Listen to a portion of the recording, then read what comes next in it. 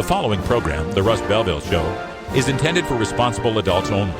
We advocate to the repeal of marijuana prohibition for adults. We discuss the science, culture, and controversy about America's marijuana laws. We do not advocate any illegal activity and encourage all listeners to learn their state and federal marijuana laws. Opinions and claims made by guests and advertisers on The Russ Belville Show are their own, and The Russ Belville Show cannot be held legally responsible for their validity or reliability. Viewer discretion is advised.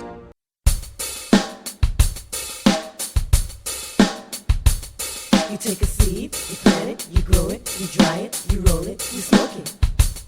You take a seed, you plant it, you grow it, you dry it, you roll it, you smoke it, and it goes down smooth. Hey! Spanning the continent to bring you the truth about cannabis and marijuana law reform. I smoke pot and I like it a lot. From the promise of legalization. And I think that we need to rethink and decriminalize our marijuana laws. To the agony of prohibition. One major responsibility is to encourage people to use less drugs. The Russ Belville Show, the voice of the marijuana nation. Yeah, I hear you had a question for me. Now, here's your host, Radical Russ Belville. We love it. Good day, tokers and tokettes, and welcome to the show. It is Thursday, December 12th, 2013, and it's got to be 420 somewhere in the world. We're coming to you from beautiful Miami, Florida, where the sun has once again set and the temperatures are still balmy. It's my last day here in the tropical paradise, the northern capital of Latin America. Heading home tomorrow. Got a trip flying through LAX and then make my way back to Portland. Should be back in time for the show, although I going to struggle to see what kind of show it'll be because I'll be just getting in time for the show and don't even know if I'll make the opening live mark, but we'll see what we can do. It's going to be cutting it pretty close. But for today's show, we've got all sorts of great stuff for you. Today is our regular Cops Say Legalized Drugs segment. And on today's segment, we are going to have a guest from Law Enforcement Against Prohibition joining us by the name of Richard Newton. He formerly with the Customs and Border Patrol, worked with the U.S. Marine Corps. He's one of those guys that flew Apache helicopters to try to interdict marijuana and cocaine coming across the border. We'll tell you how frustrating that was for him and why he now believes we should legalize all drugs. Also on today's show, we're going to have time to go behind the headlines and take a look at our friends Chris Goldstein and N.A. Poe out of Philly Normal, who this week are facing their trials on federal marijuana possession charges. Remember when the feds say they didn't go after people who are just merely possessing marijuana? Well, that's a bald-faced lie. We'll tell you all about that in Behind the Headlines. And then today for our Radical Rant, we're going to take another shot at drug testing in this country. Pennsylvania is looking at drug testing all their incoming potential teachers. And I'm going to compare and contrast that with the Metro North train wreck that happened out in New York just last week, where it turns out that drug testing this train operator didn't do anything to save the lives of the 4 people who died or to help the 67 people who were injured in that tragic train accident. We'll tell you what really was the culprit in that crash and what we can do instead of drug testing to really protect our society in those safety-sensitive positions. All of that coming up on the Russ Belville Show here today, live from Miami, Florida. Thanks for joining us. Log on to 420radio.org today. Become a VIP member. We're back with the news right after this. We'll be right back after these messages from our 420 friendly sponsors. Support these advertisers because their ad money goes straight to the Russ Belville Show. You're tuned into the Russ Belville Show, the voice of the marijuana nation.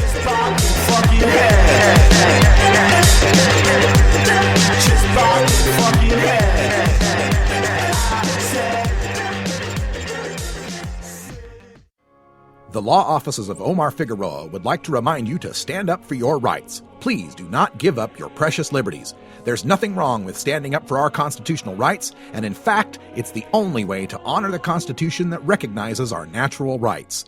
Treat law enforcement with respect and respect the Constitution by standing up for your rights. If you are detained or arrested, stand up for your rights by repeating, I respectfully invoke all my legal and constitutional rights. I do not consent to any search and seizure. I want to remain silent, and I want to speak to my attorney, Omar Figueroa. Omar Figueroa has more than a decade of experience in federal and California courts and graduated from Yale University, Stanford Law School, and Trial Lawyers College. Please contact the law offices of Omar Figueroa at 415-489-0420 or 707-829-0215 or on the web at www.omarfigueroa.com. I'm Radical Russ Belville, and I want to thank you for listening to 420 Radio. We couldn't survive without you and our sponsors, and I'd like you to check out one of our prime sponsors, the National Cannabis Coalition. I've been working with NCC since June of 2012, and I'm proud to be part of the team they have assembled. National Cannabis Coalition is building the partnerships with reformers, lawmakers, and industry we need to be successful. Visit the National Cannabis Coalition website at nationalcannabiscoalition.com or the easier-to-remember ncc420.com. That's where you'll get the exclusive first look at my radical rants, as well as informative articles from the nation's top cannabis pundits. Visit ncc420.com today, and if you have your phone handy, text Russ to 420-420 to support NCC and 420 Radio. It's a free text message that helps us help you end adult marijuana prohibition.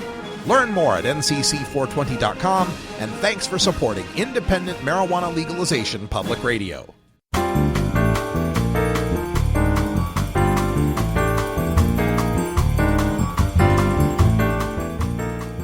This is your 420 Radio News for Thursday, December 12th, 2013. I'm Russ Belville. Uruguay's move to legalize marijuana breaks treaty, from Reuters.com. Uruguay's legalization of marijuana violates an international drug control convention and fails to consider a negative health impact, a body set up to monitor compliance with the 5-decade-old treaty said on Wednesday.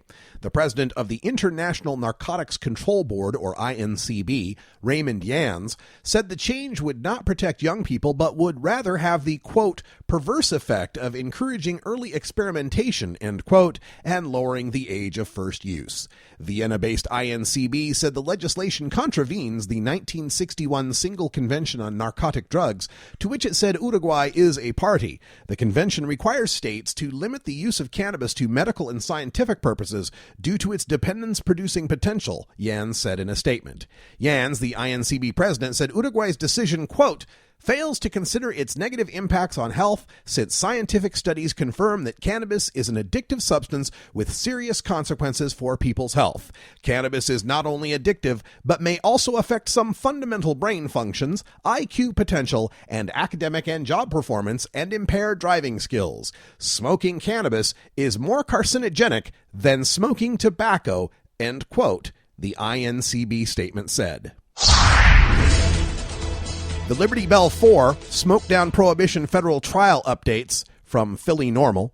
Sentencing hearings and trials continue in federal court this month for members of Philly Normal and the Panic Hour, concluding a remarkable year of protesting federal cannabis laws. Smoke Down Prohibition gatherings at the symbolic site where the Declaration of Independence and Constitution were signed have been the only regular protest of federal cannabis policy. Comedian N.A. Poe will be sentenced on Friday, December 13th at 10:30 a.m. for his arrest during the Smoke Down Prohibition marijuana legalization rally in May at Independence Hall National Historic Park. Political activists Chris Goldstein and Don DeZarn are being put on trial by the Eastern District of Pennsylvania U.S. Attorney after being cited at 2 separate protest events while keeping up the monthly cannabis action. Their trial begins on Thursday, December 19th at 10:30 a.m. Both were cited in June and again in August after taking a few puffs of a single joint. They face the only federal trial for simple marijuana possession in recent memory. Philly Normal co-chair and U.S. Marine Corps veteran Mike Whiter will represent himself in federal magistrate court on December 19th over his first cannabis citation. Poe, Whiter, DeZarn, and Goldstein have been dubbed the Liberty Bell 4. Medical marijuana in Oregon, retailers will have to register, ensure security under guidelines. From the Oregonian. Beginning March 2014, Medical marijuana retailers will be required to register with the state, maintain encrypted electronic records, and ensure around-the-clock security for their valuable inventory. The Oregon legislature earlier this year approved a law which for the first time regulates the robust marijuana retail industry that has cropped up in parts of the state in recent years. While retailers will fall under a blizzard of regulations starting next spring, marijuana growers and the cottage industry of companies testing the drug for potency and impurities will continue to operate without state oversight even under the new law. The health authority will begin accepting registry applications on March 3rd. Medical marijuana establishments currently operating in Oregon, advocates and dispensary owners estimate there are as many as 200, will have to apply and receive state approval to continue operating. Seattle closes in on fines for public pot smoking from Como News. A city council committee approved a plan to create a citation structure for people caught toking up in public view. A first offense will result in a warning. A second offense allows Seattle police to issue a $27 fine. San Jose medical marijuana crackdown begins after council vote on regulations. From the San Jose Mercury News. City officials on Wednesday began the process of shutting down medical marijuana shops next to homes as part of strict new regulations to be rolled out next year. A minute before midnight, the San Jose City Council late Tuesday ended an hours-long discussion and voted 8-3 to support a package of pot shop laws that they expect will take a final vote on in March. The regulations would limit the city's 82 medical marijuana dispensaries to operate in less than 1% of the city, mostly in the industrial northern tip of San Jose, away from homes, schools, and drug rehab centers. Those new rules could take effect next spring or summer.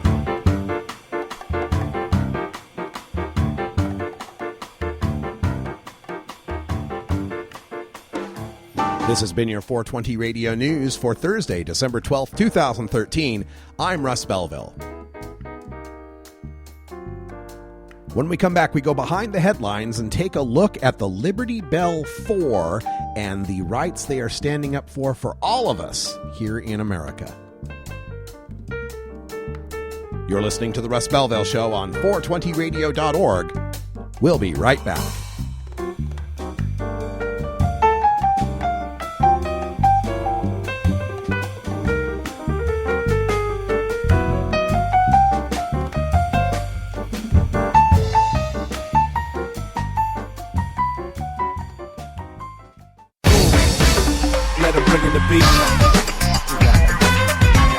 Adam Hand of Handmade Apparel produces quality custom designs for t-shirts, hats, and other apparel. Handmade Apparel is the official design shop for 420 Radio, The Russ Belville Show, Ganja John, and Cascadia Concentrates, among many clients who rely on Adam Hand for everything from short-run custom projects to full-run clothing lines. Adam's meticulous designs are individually crafted and screened in vibrant, high-definition color. Visit handmadeapparel.biz to browse the selection of handmade gear or to get a personal quote for your own designs. Handmade Apparel, a proud supporter of 420radio.org.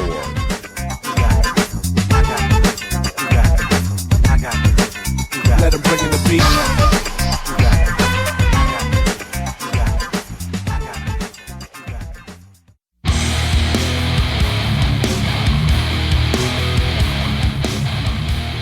You know Herb Thrasher from the Herb Thrasher Flower Hour.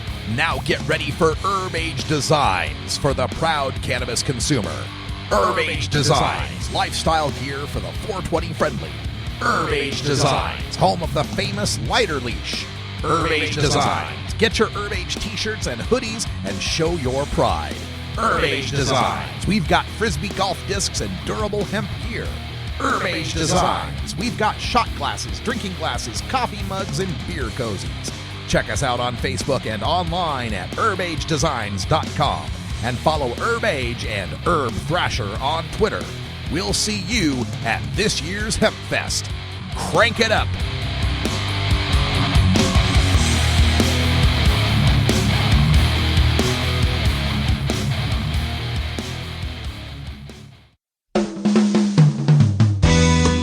I have to say that there was one question that was voted on that ranked fairly high, and that was whether legalizing marijuana would improve the economy and job creation.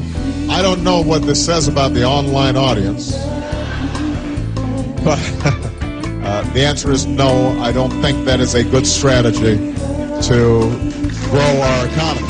So.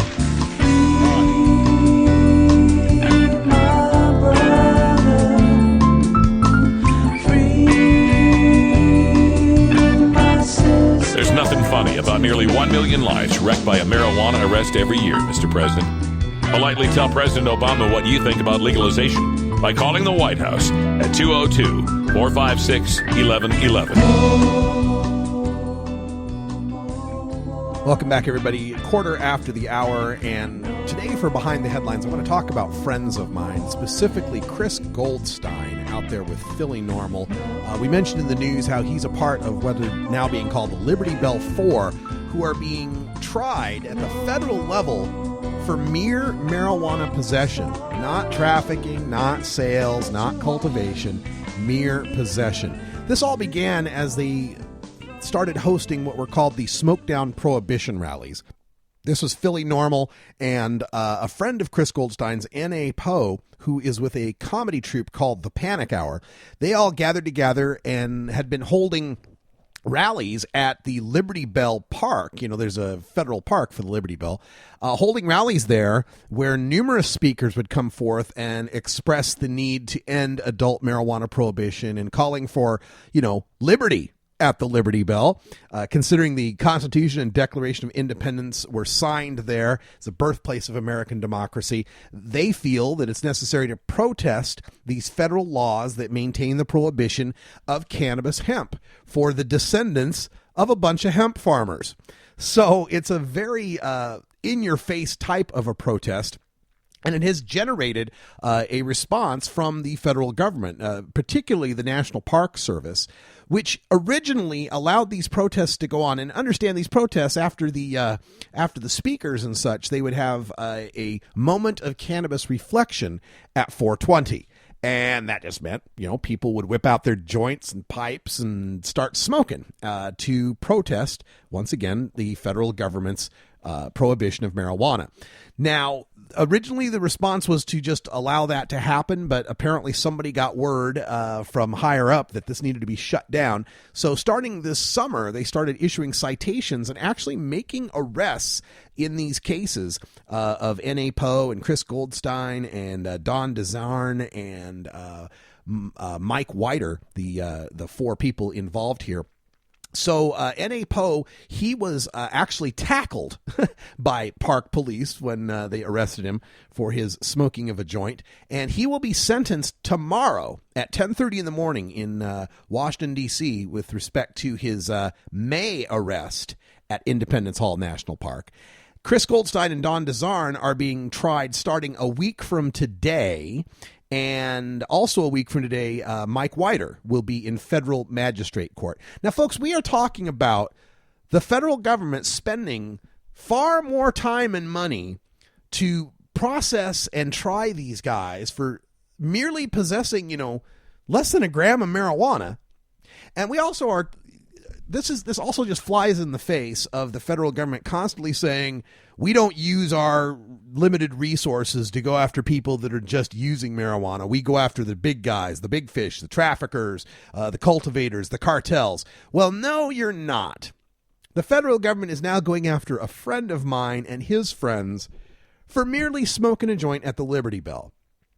Now, we do know that the federal government has issued these guidelines in the August 29th Cole memo, where they talked about, the 8 things that the legalized states would have to do in order to not invite federal interference. And one of those was to make sure there was no marijuana use on federal property. Well, the Independence Hall Park, that is federal property. And so apparently what the government here is trying to do is trying to send a very strong message that these kind of protests are not going to be tolerated. And we need to send a stronger message back that infringing on the liberty of those protesters is not to be tolerated. Part of the defense going forward is going to be a First Amendment defense, that these guys were exercising freedom of expression by smoking the joint.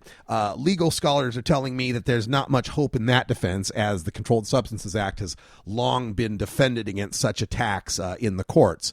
But if you want to help these guys out, help their legal fund, this could set some precedent. You can go to GoFundMe.com, and it's SDP420. GoFundMe.com/SDP for Smoke Down Prohibition. Help out Chris and Dawn, as well as N.A. Poe and Mike Whiter. All right, folks, that sound, of course, means it is time for a break. Let's engage in our own moment of cannabis reflection and think about what Ben Franklin would have thought about prohibition. We'll be right back. Oh, have you ever met that funny reefer man? A reefer man. Have you ever met that funny reefer man? A reefer man. If he said he swam to China, he would sell you South Carolina. Then you know you're talking to that reefer man.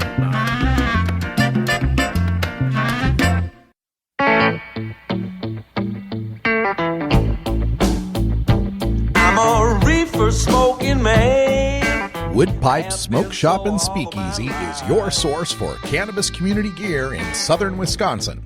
Owners Brian and Tammy Wood are located in Kendall, just outside of Madison, and they've got everything for the smoking enthusiast, including a full assortment of pipes, water pipes, hookahs, bubblers, one-hitters, and so much more. They're open noon to 8 p.m. Monday through Saturday and can help you with your detoxification therapies as well. Call 608-466-7473 or email woodpipes@yahoo.com for more information. That's 608-466-7473 or email woodpipes@yahoo.com. And as always, go pack go.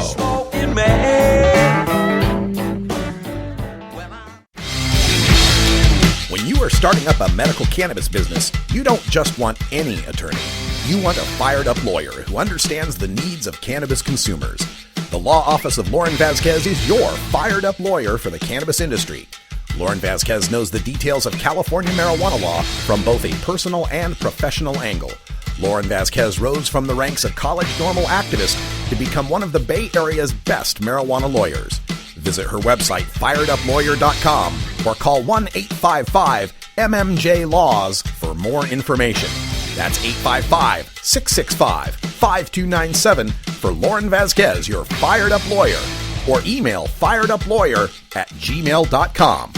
The number again is 855-MMJ-LAWS, 855-665-5297 for your fired-up lawyer, Lauren Vasquez. Lauren Vasquez is an activist attorney you can trust. Call today.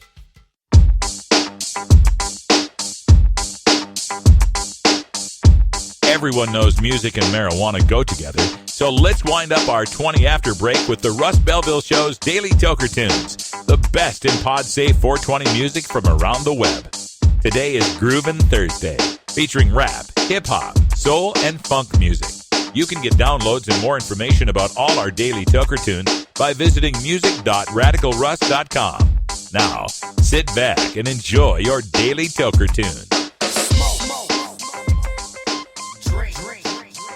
Welcome back, everybody. Time for our Groovin' Thursday. And normally at this time, I'd be speaking to Bago Schwago from down there in Tucson, Arizona. But apparently, his internet is out today. So just going to pull a song up from the archives. Can't believe this tune is 10 years old. The album, Get Rich or Die Tryin'. This is 50 Cent with High All the Time on your Groovin' Thursday Daily Toker Tunes.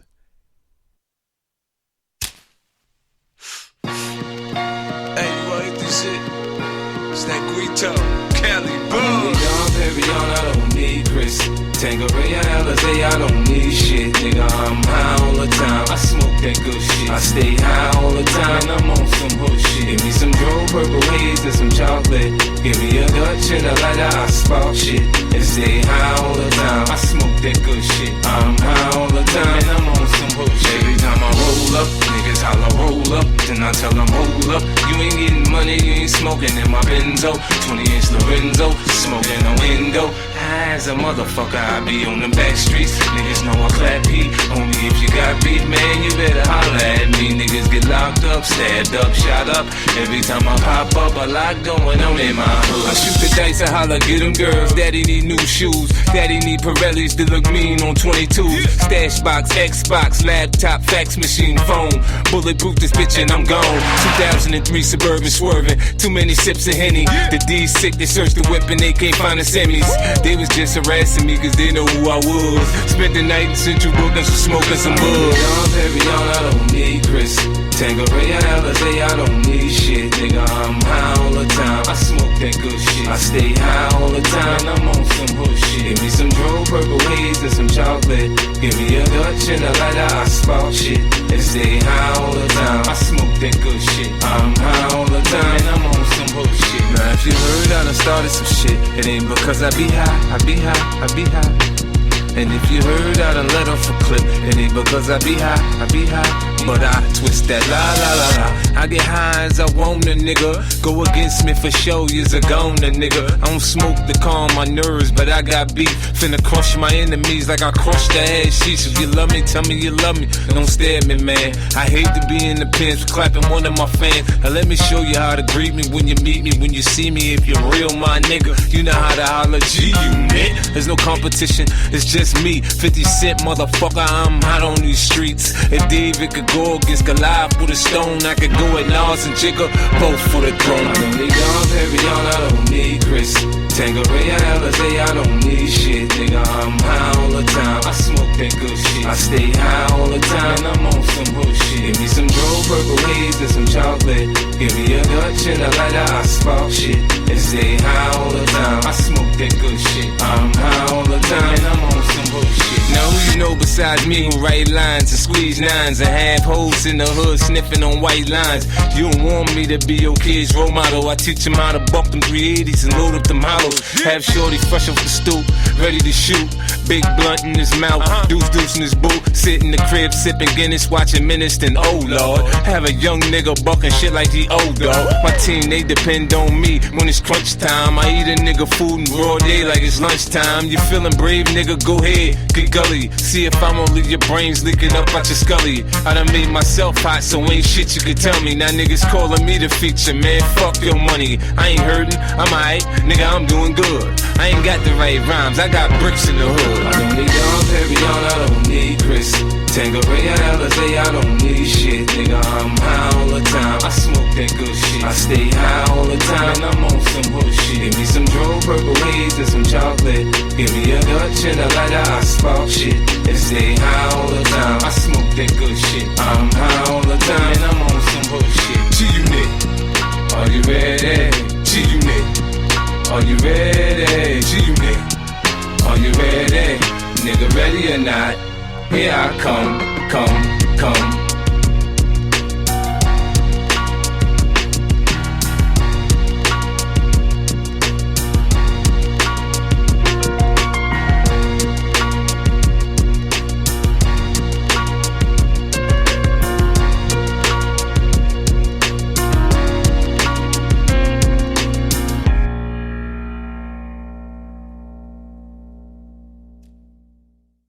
Ever wonder how often to change your bong water? The most effective method for baking pot brownies? The best destinations for a ganja getaway? How to hide herb in your car? Whether to grow your own? How precisely to legalize it? Or how something as wonderful as marijuana ever got to be illegal in the first place? Finally, you can find all these answers and much more in the official High Times Pot Smoker's Handbook, featuring 420 things to do when you're stoned. Since 1974, High Times Magazine has covered marijuana in all its aspects and wonders, from cultivation to legalization to the herb's enduring and exalted place in popular culture. Packed with inside information, the official High Times Pot Smoker's Handbook rolls all of this collected wisdom together into a single indispensable ganja guide, including an entertaining look at marijuana's history, profiles of herb-friendly travel destinations and festivals, favorite potluck recipes from the High Times staff, smoking skills, advocacy and activism, essential marijuana movies and songs, profiles of famous cannabis strains, comprehensive growing information, celebrity endorsements, and much more. This is truly, finally, the ultimate guide to green living. Marijuana and alcohol are the two most popular recreational drugs in America. Marijuana smoking is non-toxic, relatively safe, and has a low risk of dependence. Alcohol drinking is potentially fatal, dangerous to society, and is quite addictive.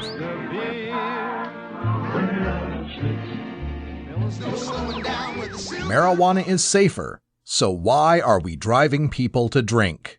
That's the question of the new book, Marijuana is Safer, So Why Are We Driving People to Drink? By Paul Armentano, Mason Tvert, and Steve Fox.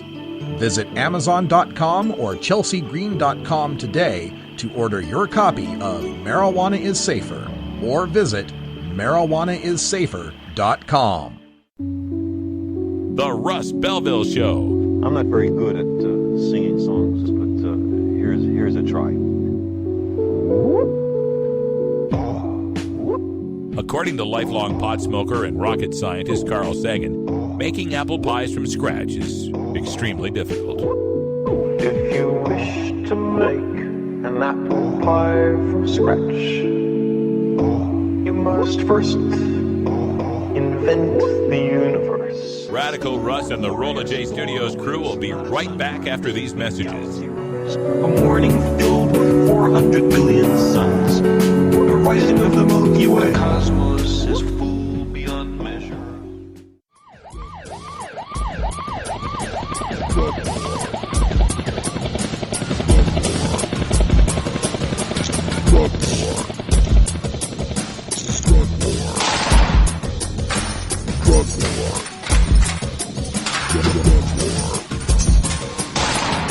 One of the most disturbing elements of the Prohibition War is how it's made police the enemy of otherwise law-abiding cannabis consumers. Fortunately, one group of police officers knows the futility of prohibition and reaches out to educate the community and current law enforcement. Today, the Russ Belville Show visits with another speaker from Law Enforcement Against Prohibition with one clear message. Cops say legalize drugs. Welcome back, everyone. 31 after the hour, and our guest today on Cops Say Legalize Drugs is Richard Newton, who is a former U.S. Marines aviation specialist who worked in interdiction of drugs during the heyday of the Miami Vice era. And Richard, welcome to the show. Thanks for being here. Thank you. Should be fun. Yes. I was just reading your bio here on Law Enforcement Against Prohibition, saying that you spent 32 years working, flying helicopters and interdicting shipments of marijuana and cocaine and other drugs. And tell us a little bit about that experience. I mean, what was that like? Well, it was actually fun. They gave you a gun, a badge, a Black Hawk helicopter, and a citation jet, and send you all over the American hemisphere. In your experience, what was the largest amount of drugs that you ever took down? We caught a load in a Go Fast down in Puerto Rico coming from Colombia, because it's only about 350 miles from the Guajira Peninsula to Puerto Rico. 1,000 kilos of wholesale coke, which we figured had a worth of around $90 million on the street. Wow. Interdiction of $90 million worth of cocaine. And of course, after you caught that, nobody ever did cocaine ever again, right? The price didn't go up a penny in San Juan. And that's about the time I really started thinking this was stupid. Interdiction was a stupid policy. You know, that's something we've heard from people who've worked with Law Enforcement Against Prohibition before, is a feeling they get of frustration that, you know, you go into this with the best of intentions and wanting to serve your country or serve in law enforcement, only to find that you're kind of on a make-work job. Is that a feeling that is pervasive among the people you worked with? Well, I think some people actually think they're doing some good, but when you look at the statistics, U.S. Customs will tell you they only catch 7 to 13%. And I've also read studies showing that we'd have to catch over 90% of the illicit drugs coming into this country to make a dent in the the cartel makes a profit unless we catch 90% of the drugs. So we'd have to improve our performance almost by a factor of 10. And what about the danger inherent in this job? Were you ever afraid of crashes or being shot down or anything like that? I don't think so much. Well, I mean, yeah, it's a law enforcement job. I've lost friends in aviation crashes. while they were on flying for customs, which actually one of those prompted me to retire early. I figured it wasn't worth my time anymore. And we've had attempts. Guy tried to ram one of our helicopters with his airplane. So, you know, it was fun. I did some stuff out of the Miami Vice TV series, literally. Yeah, you know, we remember those days. I remember growing up watching that show, and as your bio states, literally cocaine is falling from the sky as some of these pilots are dumping it, you know, trying to get away. That's just got to be a crazy time in your career. And what would you say is the solution to this? I mean, it seems like these people are going to traffic in drugs and use every way. I mean, they're using submarines out of South America now. What's the solution? Yeah, actually, that's actually nothing new. We caught a few of those back in the mid-'90s when I was living in Puerto Rico with customs. So that's nothing new. Tunnels under the border, nothing new. As long as there is demand, and the United States has the highest demand for illicit drugs of any nation on earth, there's going to be people selling it. I personally think, of course, the solution is to legalize it, which also means regulate it and tax it, and make it a mental health and a health issue, not a law enforcement issue. How would you talk to people that are currently in law enforcement or the military whose, you know, their very jobs depend on this make work of interdicting drugs? What's going to convince them to change their minds? Well, there's enough other places where we could use law enforcement, whether we turn the DEA more towards getting them into the FBI. The FBI has, you know, changed its direction from fraud and banking and stuff like that into counterterrorism. So now there's holes in some of the earlier areas that, the FBI did. Customs, same way. Customs traditionally did 5 areas of law enforcement, only one of which was drug interdiction. And there's other problems out there, like one of the big customs things is actually child pornography. You know, there are other areas of law enforcement that they could turn their talents to. Actually catching criminals that actually, I think, harm the United States or harm citizens of the United States. What a great idea. Take all that effort used to try to interdict drugs and go after child porn and bank fraud. I am with you all the way. We're speaking with Richard Newton. He's with Law Enforcement Against Prohibition, the nation's and the world's largest organization of retired and former and even some active police, prosecutors, judges, prison guards that have realized, being on the front lines of this war on drugs, that it's just not winnable. It's just not worth doing. And this week, Richard, we saw an amazing development coming out of the country of Uruguay that finally legalized the sale, the production, trafficking, everything having to do with the use of marijuana. But it seems that countries and politics are way behind when it comes to the idea of legalizing other drugs.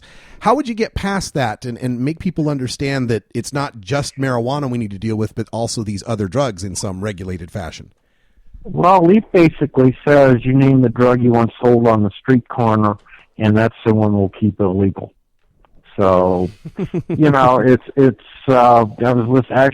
NPR had a thing on it this morning, and they were talking that the people of Uruguay feel this may just be the first step, and the next thing they do will be cocaine. And again, you know, we've got 2 states now where marijuana use is legal, Colorado and Washington. A year and a half from now, we'll see what happens with the statistics as to whether legalizing drugs causes more crime, usage is up, alcohol-related accidents are down because when people smoke marijuana, they use less alcohol, so forth and so on. So we now have finally a couple laboratories to see what this stuff actually will do. All right. And I will also say in countries like Portugal and the Netherlands, where it's been decriminalized, usage goes down. So we'll see what happens. Yeah, we'll be interested to see what those statistics show us, but I have a feeling we'll see good come from this. And Richard, since leaving your service in Customs and Border Protection and the U.S. Marines, what have you been doing since then as far as your career and speaking? Well, I speak for LEAP as much as possible, like these radio interviews. And actually, I retired primarily. The federal government, if you carry a gun in law enforcement, you have to retire at 57. And I really can't complain because my take-home pay is almost the same as it was when I worked. So, like, I'm planning an around-the-world trip this summer with my daughter for about 6 months to a year. Oh, well, that sounds wonderful. And speaking for LEAP and doing some other volunteer projects in the community, trying to give some stuff back to the community. That sounds wonderful. And as you're out speaking for LEAP and speaking to the public in these various forums and radio shows, have you sensed that people are starting to get it? I mean, we've seen the public polls go up for marijuana legalization, but are people starting to get the overall LEAP message that just prohibition in general doesn't work? I think so, actually, because all these people come up to me. Even politicians come up to me and say it. They won't say it in public, because anybody who thinks a politician's a leader better redefine leadership. But they'll come up and say, and even other law enforcement people, they basically say, we know this isn't working, but we have to continue the show, the dog and pony show, if you will, that we're doing something. Yeah. But again, when I read here, I live in El Paso, 2 miles from Mexico and 3 miles from Juarez. When I see in a local paper that they caught 500 pounds of marijuana, that tells me about 4,500 pounds made it through. Right. Because U.S. Customs, again, says they catch 7 to 13%. So if we take an average of 10%, that's a very simple way to say how much drugs are coming into the country. Yeah. Simple math. Yeah, very, very good point there. And living so close to Juarez, we know of the horrific stories that have gone on, the murders and the torture and beheaded bodies laid out in the streets. How much does this impact people living in El Paso? And do you feel like the rest of the United States really has no clue how bad it's gotten there? Well, what's interesting is Juarez, has settled down within about the last year, but the rest of Mexico, it's up to, I just heard a figure of 100,000 people killed in the drug war in Mexico in the last 5 years. But El Paso is the safest city in the United States, safest large city in the United States by FBI statistics. Wow. The only thing I can figure is the cartels want to keep the violence in Mexico, because if you commit a murder in Mexico, you only have a 2% chance of being investigated for that murder, or that murder being investigated. Whereas if that violence had been done north of the Rio Grande, there'd be FBI task forces, customs, sheriffs, Texas Rangers, and everything else investigating and enforcing laws. Do you feel there needs to be any sort of aid from the United States to help Mexican law enforcement with these investigations and crimes? No, I think basically that's almost, okay, we give them X billion dollars, but what are we giving them? We're giving them helicopters that are made in the United States, so it's actually a form of aid to our industry, not actually aid to Mexico. Again, the solution, in my opinion, is legalize it. You legalize it, you get rid of the profit motive, you get rid of the profits, and you get rid of the smuggling. They don't smuggle cigarettes into the United States from Mexico, or alcohol, tequila for that matter. Yeah, very, very good point. And of course, being from El Paso, you are in the district where Beto O'Rourke defeated Sylvester Reyes, the eight-term congressman there. So it seems like politically things are changing in your area of the state as well. Well, I hope so. Actually, Beto was actually my city councilman. I lived in his district. I'm not seeing a lot of action actually on his part. I wrote him an email a few months ago because I gave him some money. Maybe he's just kind of hunkered down as a freshman congressman and not saying a whole lot, but hopefully. And Gary Johnson, of course, is right across the border in New Mexico, who's a Libertarian candidate for president this last time around, who is actually on the board of directors of LEAP, and his vice presidential candidate is a speaker for LEAP. So yes, Judge James Gray. We've had him on the show numerous times. Well, I want to thank you very much, Richard, for appearing on our show today and for the service you gave to our country and Customs and Border. I wish it had been directed toward better ends, but between you and I, maybe we can see that happens in our lifetime. Thank you. It was a pleasure. All right. Thanks for joining us. All right, folks, stick around. We'll be back with a radical rant on drug testing right after this.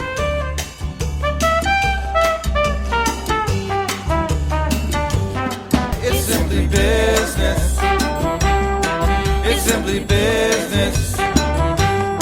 It's simply business. You know why they won't let us grow. It's simply business. We'll be right back after these messages from our 420 friendly sponsors. Support these advertisers because their ad money goes straight to the Russ Belville Show.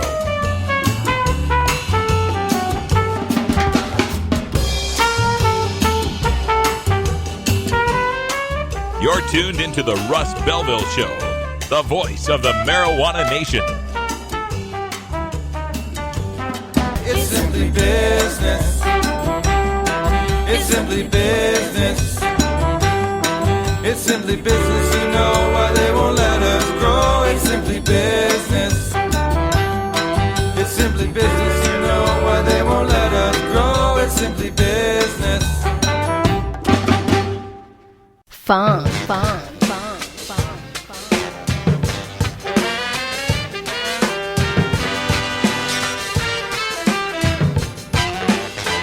Oh, hello.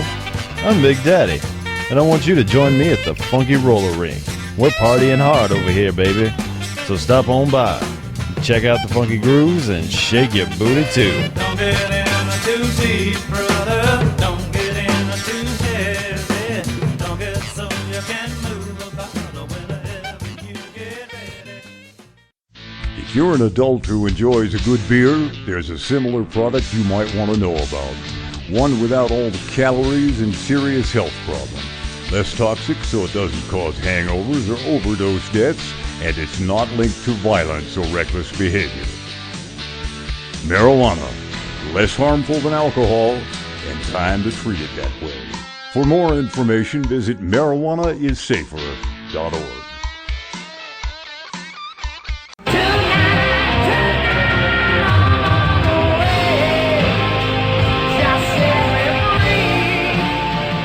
You know, I've been playing rock and roll for a lot of years, and I've done it all. Now I do it without drugs. Hey, don't get me wrong, I still party with the best of them, but now I do it clean. You know, I'm on top of everything I do.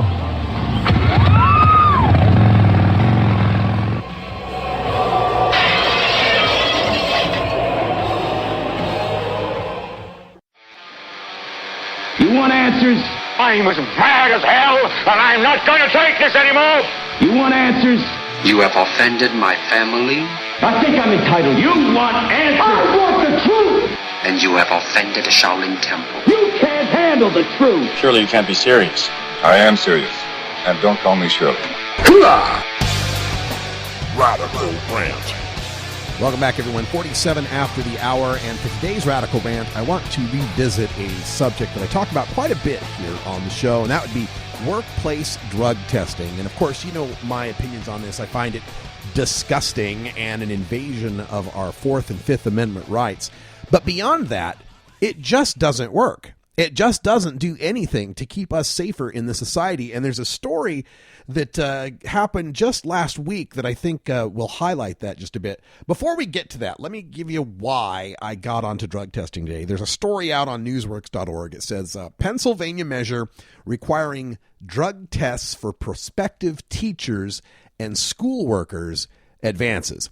This was something proposed in the state house in Pennsylvania, and if it is passed by the state senate, everybody who's offered a position by a school, no matter what kind of school, school district, charter school, cyber charter schools, would be barred from employment if their P-test shows that they've been using illegal drugs. And as we all know, the P-tests are most likely to show, and the people are most likely to be using marijuana. So again, discrimination against people who use marijuana at the level of becoming a school teacher.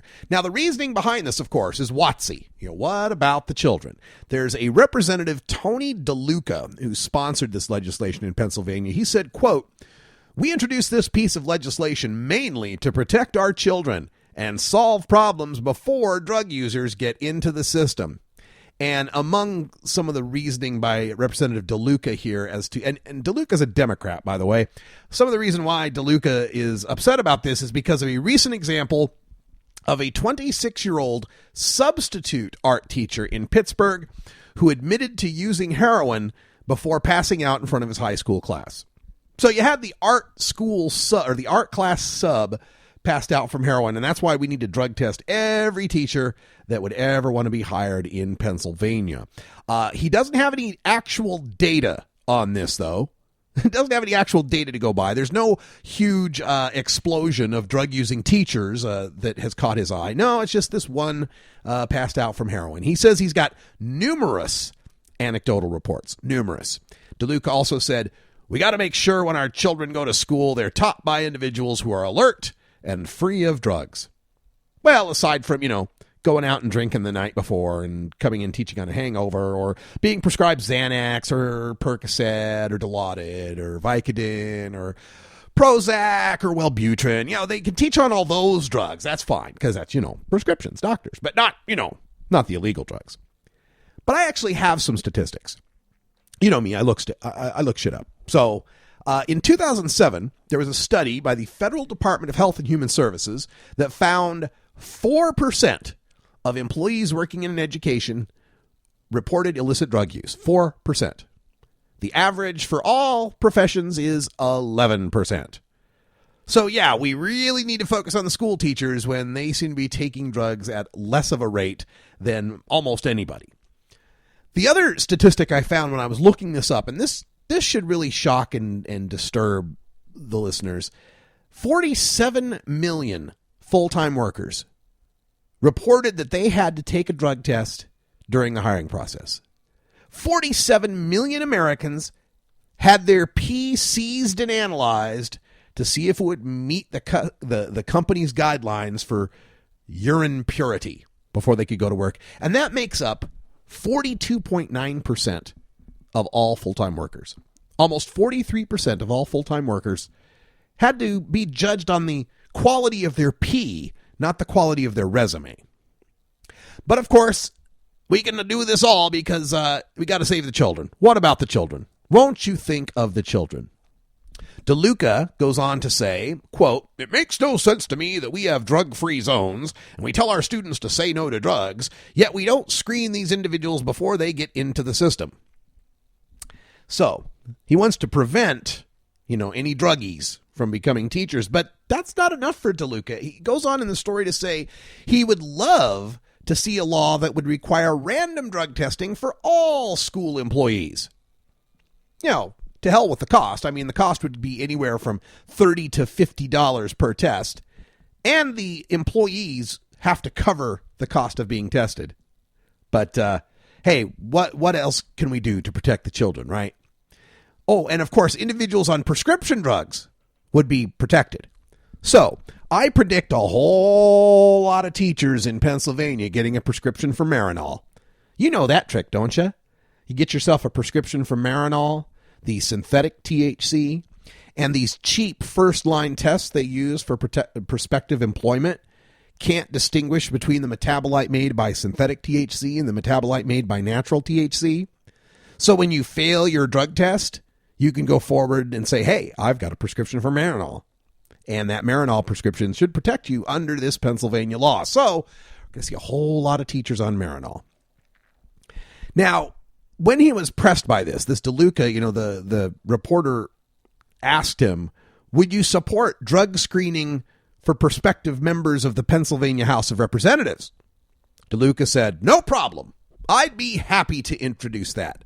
I could introduce that to satisfy some people. I don't know where it would go.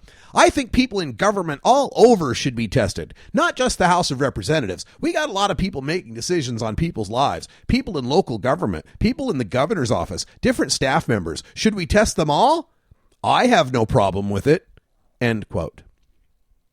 Now, what is it that makes otherwise rational human beings believe that divining the contents of someone's urine is going to tell you whether or not they are fit to do a job or they are a person you would like to hire? We have just gotten to this point in society where the demonization of drug use and marijuana use has become so prevalent in our society that it's equated that using marijuana per se makes you bad, makes you unfit, makes you a possible danger. Let me segue this now to where the real danger is, people. Remember last week when there was that big train crash up in New York? This was the New York Metro North train, and it crashed going around a 30-mile-an-hour corner at over 80 miles an hour, 82 miles an hour in a 30-mile-an-hour zone. And it turns out now that, of course, after the wreck, and this wreck killed 4 people, by the way. This train wreck killed 4 people and injured 60 others. 67 more people were injured in this. And National Traffic Safety Board, of course, does an immediate breathalyzer test on any accident like this. And they find the conductor in this case. His name was William Rockefeller. William Rockefeller came up completely negative on his alcohol breath test. There's still the toxicology tests they have yet to get back as far as whether or not he had any drugs in his system. But all the reports I'm reading now coming out of CNN and National Geographic and some of the New York Post and some of those outlets there in New York are talking about how this train engineer was sleep deprived. That was what led to the deaths of 4 people and the injuries of 67 others. According to the according to the union representative for William Rockefeller, quote, he was nodding off and caught himself too late. The alcohol breath tests were negative. The brake and the signal systems were working just fine. He was just too tired. Now, speaking to some experts in sleep deprivation, one named Stephen Herod from the University of Dayton, said that the early morning hour likely contributed. There's this kind of twilight phenomenon. And he says, quote, if he was dead asleep, his hands would have come off the controls and some of the dead man stuff would have come into play. That's the automatic, braking. If the conductor's hands get off the controls, the trains automatically brake, figuring that he, fell asleep or passed out or something, right? So that didn't happen. Herod continues, but if it was kind of that twilight where you're just there and still kind of gently holding on to things, but not quite really aware, which in my mind is still sleeping, that's still sleeping. This engineer, I'm sure, as the evidence comes out, I think we're looking at a sad, really basic kind of inattentiveness. Nothing fancy, no alcohol, no drugs, maybe not even a cell phone, just plain vanilla inattentiveness. End quote. That's 4 deaths, 67 injuries. Now, was this engineer drug tested to get his job? Of course he was.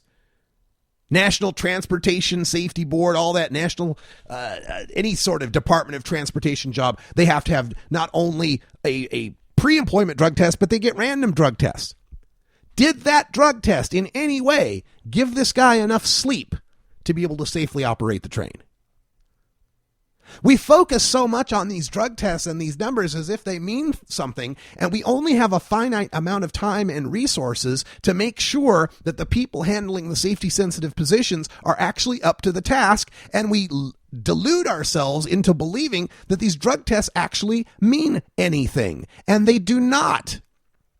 We have all sorts of statistics showing how awful the sleep deprivation can cause, all the accidents it can cause. There were 2 million people who admit to falling asleep at the wheel last year. 1 out of 5 motor vehicle accidents are related to sleep deprivation. That adds up to 1 million crashes a year and 7,500 deaths a year from sleep deprivation.